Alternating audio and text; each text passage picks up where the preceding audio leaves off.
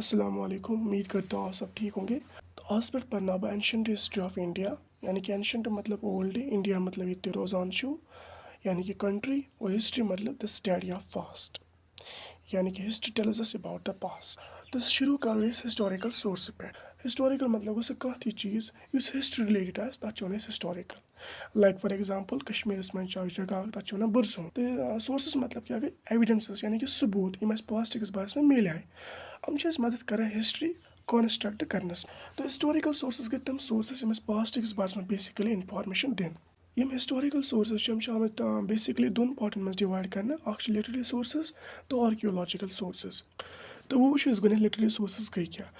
Basically literary sources गई तम sources यम कत फॉर्म में मिलन, in the form of texts, in the form of books, in the form of manuscripts. Manuscripts go basically old books यम तमन one manuscripts, यानी कि लिटरेरी सोर्सेस गई तम सोर्सेस, तम रिटन रिकॉर्ड्स यम कत फॉर्म में मिलन, टेक्स्ट्स के फॉर्म में, बुक्स के फॉर्म में और मैन्यूस्क्रिप्ट के फॉर्म। लिटरेरी सोर्सेस आम बेसिकली दोन पार्टन में डिवाइड करने, इंडिजीनियस सोर्सेस तो फॉरेन सोर्स, ये ब्याक नाम वन फॉरेन अकाउंट।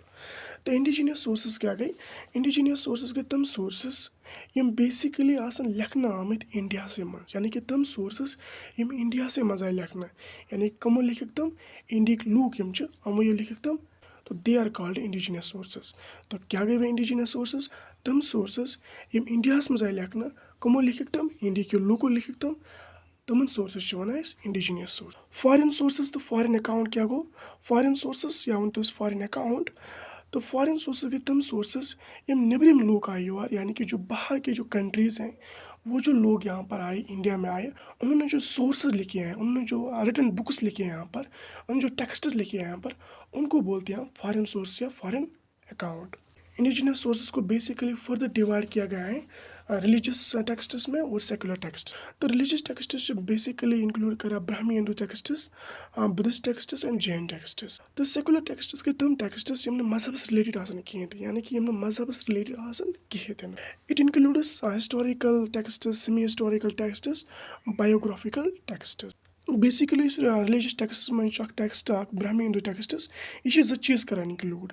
गोनुक करान इंक्लूड श्रुति, श्रुति मतलब गो टू हियर, एंड समृद्ध टेक्स्ट्स, यानी कि टेक्स्ट्स करान इंक्लूड श्रुति टेक्स्ट्स तो समृद्ध टेक्स्ट्स। तो श्रुति टेक्स्ट्स में संहितास, या ब्याक नाम वेदास, ब्राह्मणास, आरण्यकास तो उपनिषदास अत में।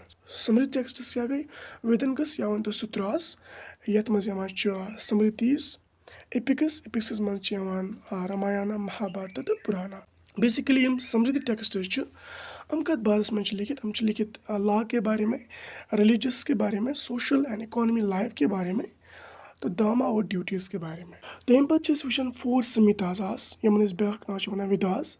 तो कुस ऋग्वेदा, अजुर्वेदा, समावेदा तो अथर्वेदा। हम बेसिकली ओल्डेस्ट, ठीक। ये वो मैं जस्ट कंसेप्ट, क्योंकि हम ब्रोकन पान वैदिक लिटरेचरस मज तत पर इंशाल्लाह हम इन डेप्थ। ये वन बह जस्ट कंसेप्ट। तो बेस पान ब्राह्मणास, आरण्यकास तो उपनिषदास बे एपिकस। तो इंशाल्लाह तत पर हम इन डेप्थ। ये वो मैं जस्ट कंसेप्ट